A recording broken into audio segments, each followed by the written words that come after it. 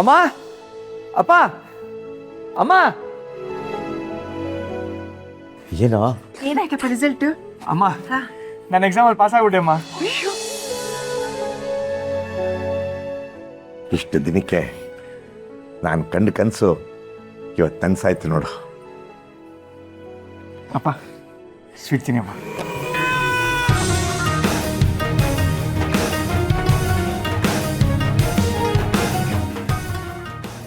ಕಷ್ಟಪಟ್ಟರೆ ಪ್ರತಿಫಲ ಸಿಕ್ಕುತ್ತೆ ಅಂತ ಹೇಳಲ್ವಾ? ಯಾವಾಗಲೂ ಅಷ್ಟೇ ನಿಯತ್ತಾಗಿ ನಡೆಯೋರಿಗೆ ದೇವರು ಕೈ ಬಿಡೋದಿಲ್ಲ ಅನ್ನೋದಕ್ಕೆ ನೀನೇ ಸಾಕ್ಷಿ. ನನಗಿವತ್ತು ಆಗ್ತಾ ಇರೋ ಖುಷಿಗೆ ಇನ್ನೊಂದೆರಡು ಸ್ವೀಟ್ ತಿನ್ನಬೇಕು ಅಂತ ಅನ್ನಿಸ್ತಾ ಇದೆ. ಅಣ್ಣ ನಿಂಗೆ ಶುಗರ್ ಇದೆ ಮರಿಬೇಡ. ನಿನಗೂ ಥೈರಾಯ್ಡ್ ಇದೆ ಮರಿಬೇಡ. ನಿನಗೆ ಒಳ್ಳೇದು ಹೇಳಕ್ ಬಂದ್ರೆ ನನಗೆ ಬೈತೀಯಾ? ಸಿಹಿ ಕ್ಷಣನೇ ಆಗಲಿ ಕಾಯಿಲೆನೇ ಆಗಲಿ ಹಂಚ್ಕೋಬೇಕಂತ ಕಣೆ, ಆಗಲೇ ಮನ್ಸಿಗೆ ಸಮಾಧಾನ ಆಗೋದು. ಹಲೋ ಹಲೋ ನರಸಿಂಹ, ಇವತ್ತು ಯಾಕೋ ಬೆಳಿಗ್ಗೆಯಿಂದ ಮನೆಯಲ್ಲಿ ನೆಟ್ವರ್ಕ್ ಸರಿ ಇಲ್ಲ, ಹೊರಗಡೆ ಹೋಗಿ ಮಾತಾಡು. ಹಲೋ ಒಂದು ನಿಮಿಷ ಅಂತ ಹೇಳಿ. ಹಲೋ ಇವತ್ತು ಮನೆಯಲ್ಲಿ ಏನಾದರೂ ವಿಶೇಷವಾಗಿ ಸ್ವೀಟ್ ಮಾಡು.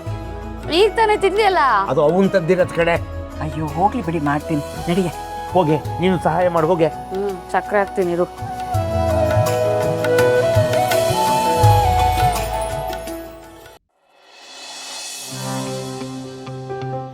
ಹೌದಾ?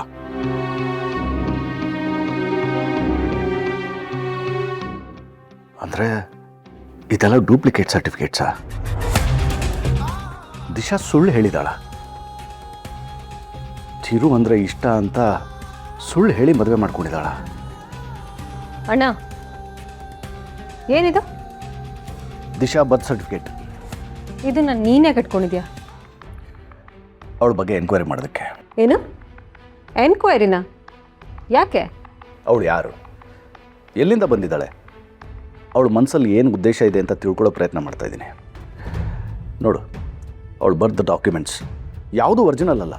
ಅಣ್ಣ ಒರಿಜಿನಲ್ನ ಎಲ್ಲೋ ಸೇಫ್ ಆಗಿ ಎತ್ತಿಟ್ಟಿರ್ತಾಳೆ, ಡೂಪ್ಲಿಕೇಟ್ ಕಾಪಿನ ಇಟ್ಕೊಂಡಿರ್ತಾಳೆ. ಎಲ್ಲರೂ ಹಾಗೆ ತಾನೇ ಮಾಡೋದು. ನೀನು ಕೇಳಿದೆ ಅಂತ ಅವಳ ಹತ್ರ ಇರೋ ಕಾಪಿನೇ ಕೊಟ್ಟಿದ್ದಾಳೆ. ಅದರಲ್ಲಿ ಏನು ತಪ್ಪು ಹುಡ್ಕೋದು?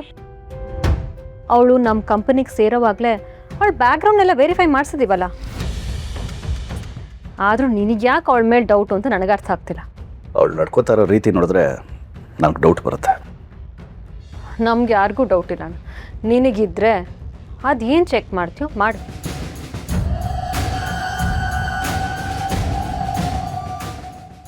ಸೌಂದರ್ಯ ದಿಶಾ ಬಗ್ಗೆ ತಲೆನೇ ಕೆಡ್ಸ್ಕೊತಾ ಇಲ್ವಲ್ಲ? ಯಾರೇನೇ ಅನ್ನಲಿ, ನಾನೇ ದಿಶನ್ ಬ್ಯಾಕ್ಗ್ರೌಂಡ್ ಕಂಡಿಡ್ದು ವೆರಿಫೈ ಮಾಡಿ ಅವಳಿಗೆ ಸೇರಾದ ಪಾಠ ಕಲಿಸ್ತೇನೆ. ದಿಶಾ ತಗೋ, 500 ರೂಪಾಯಿ ಇದೆ ನೋಡು. ಇಷ್ಟೆಲ್ಲ ನಾನು ನಿನಗೆ ದುಡ್ಡು ಕೊಟ್ಟಿರೋದನ್ನ ನಿಮ್ಮ ಅಮ್ಮನ ಹತ್ರ ಹೇಳಕ್ಕೆ ಹೋಗ್ಬೇಡ. ನೀನು ಅಷ್ಟೇ ಕಡೆ, ಬಾಯಿ ಬಿಡಬಾರ್ದು. ಅಪ್ಪನ ಹೆಸರು ಉಳಿಸ್ಬೇಕು, ಅವ್ರ ಆಸೆ ಈಡೇರಿಸ್ಬೇಕಂದ್ರೆ ನಾನೀಗ ದುಡ್ಡು ಕೊಟ್ಟು ಪಾಸ್ ಮಾಡ್ಕೊಳ್ಳೇಬೇಕು. ಬೇರೆ ದಾರಿ ಇಲ್ಲ. ನಾ ಬರ್ತೀನಪ್ಪ.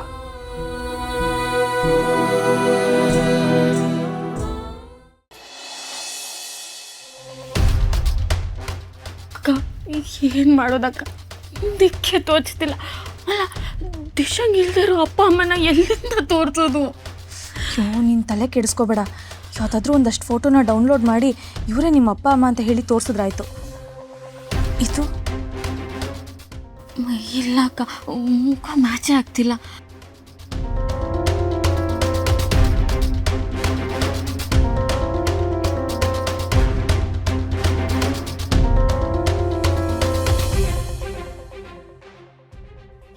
ಏನಕ್ಕ ಇದು? ಪೊಲೀಸ್ ಅಪ್ಪ ಅಮ್ಮನ ಫೋಟೋನೇ ಬಂತು. ನಿನಗೆ ಮ್ಯಾಚ್ ಆಗ್ತಿದೆ ಅಂತ ತೋರಿಸ್ತಿದೆ. ಒಂದು ನಿಮಿಷ ಇರು, ಈ ಫೋಟೋನ AI ಇನ್ನೊಂದು ಸ್ವಲ್ಪ ಬೇರೆ ಥರ ಮಾಡೋಣ. ಏನಕ್ಕ ಇದು? ನಿಜವಾಗ್ಲೂ ಪೊಲೀಸ್ ಅಪ್ಪ ಮತ್ತೆ ಅಮ್ಮನ? ಅಯ್ಯೋ ನಂಗೆ ನಂಬಕ್ಕೆ ಆಗ್ತಿಲ್ಲ ಅಕ್ಕ. ಎಷ್ಟು ಚೆನ್ನಾಗಿ ಕಾಣಿಸ್ತಿದ್ದಾರೆ, ವಿದೇಶದಲ್ಲಿರೋ ಥರನೇ ಕಾಣಿಸ್ತಿದ್ದಾರೆ. ಇದು AI ಜಮಾನ, ಏನು ಬೇಕಾದರೂ ಮಾಡ್ಬೋದು. ಅಕ್ಕ ನನಗೆ ಹಸ್ಬೆಂಡ್ಗೆ ಮಗು ಆದರೆ ಹೇಗಿರುತ್ತೆ ಅಂತಲೂ ನೋಡ್ಬೋದಾ? ಏನು ಆಸೆ ನಿನಗೆ ಹಾಂ? ಅಕ್ಕ ಒಂದ್ಸಲ ನೋಡಿ ಅಕ್ಕ. ಸರಿ ಇರು ನೋಡ್ತೀನಿ.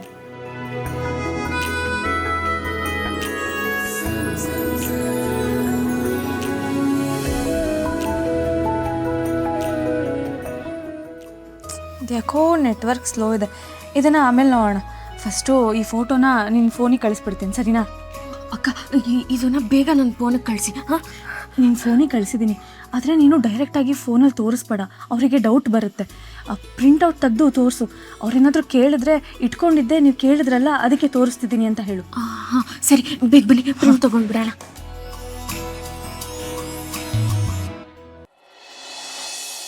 ಓಯ್, ಏನದು ನೋಡ್ತಿದ್ಯಾ? ಇಸ್ಕೋ. ನೋಡೋ, ನಮ್ಮ ಅಣ್ಣ ಬೆವ್ರು ಸುರಿಸಿ ಕಷ್ಟಪಟ್ಟು ದುಡ್ದಿರೋ ದುಡ್ಡು ಅನಾವಶ್ಯಕವಾಗೆಲ್ಲ ಬಳಸಬೇಡ, ಒಳ್ಳೆದಕ್ಕೆ ಬಳಸಬೇಕು, ಗೊತ್ತಾಯ್ತಾ?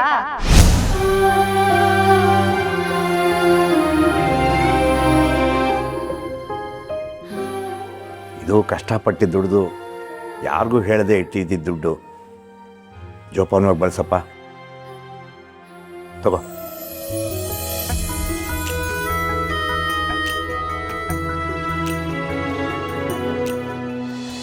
ಏಯ್ ಏಯ್ ಹೇಳ ಮೇಲೆ.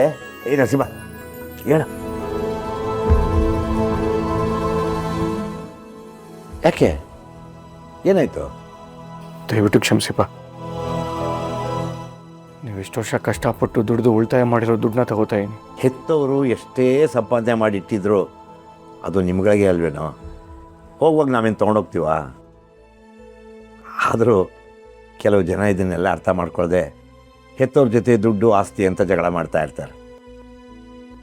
ಅರ್ಥ ಮಾಡ್ಕೊಂಡವರು ಹೆತ್ತವ್ರನ್ನ ಕೊನೆಯವರೆಗೂ ಪ್ರೀತಿಯಿಂದ ನೋಡ್ಕೋತಾರೆ. ನಾನು ಯಾವತ್ತೂ ನಿಮ್ಮ ದುಡ್ಡಿನ ಮೇಲೆ ಆಸೆ ಪಟ್ಟಿಲ್ಲಪ್ಪ. ಆದರೆ ಈಗ ಅರ್ಜೆಂಟ್ ಅವಶ್ಯಕತೆ ಇದೆ, ಅದಕ್ಕೆ ಕೇಳಿದೆ. ಎಷ್ಟೇ ಕಷ್ಟ ಆದರೂ ಪರವಾಗಿಲ್ಲಪ್ಪ, ನಾನು ಸಂಪಾದನೆ ಮಾಡಿ ನಿಮ್ಮನ್ನು ಚೆನ್ನಾಗಿ ನೋಡ್ಕೋತೀನಿ. ನೀನೇನು ಅಂತ ನನಗೆ ಗೊತ್ತಿಲ್ವೇನೋ? ಇದನ್ನೇ ನಾನು ಆವಾಗಲೇ ಅಂಬುಜಂಗೂ ಹೇಳ್ತಾ ಇದ್ದಿದ್ದು. ಈ ದುಡ್ಡಿಂದ ನಿನಗೆ ಒಳ್ಳೇದಾದ್ರೆ ಸಾಕು, ಆಯಿತಾ?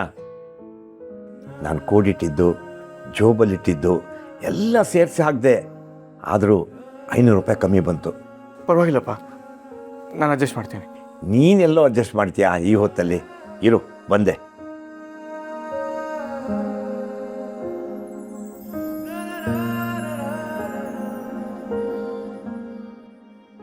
ತಗೋ, 500 ರೂಪಾಯಿ ಇದೆ ನೋಡು. ಇಷ್ಟೆಲ್ಲ ನಾನು ನಿನಗೆ ದುಡ್ಡು ಕೊಟ್ಟಿರೋದನ್ನ ನಿಮ್ಮ ಅಮ್ಮನ ಹತ್ರ ಹೇಳಕ್ಕೆ ಹೋಗ್ಬೇಡ. ನೀನು ಅಷ್ಟೇ ಕಡೆ, ಬಾಯಿ ಬಿಡಬಾರ್ದು. ಅಪ್ಪನ ಹೆಸರು ಉಳಿಸ್ಬೇಕು, ಅವ್ರ ಆಸೆ ಈಡೇರಿಸ್ಬೇಕಂದ್ರೆ ನಾನೀಗ ದುಡ್ಡು ಕೊಟ್ಟು ಪಾಸ್ ಮಾಡ್ಕೊಳ್ಳೇಬೇಕು, ಬೇರೆ ದಾರಿ ಇಲ್ಲ.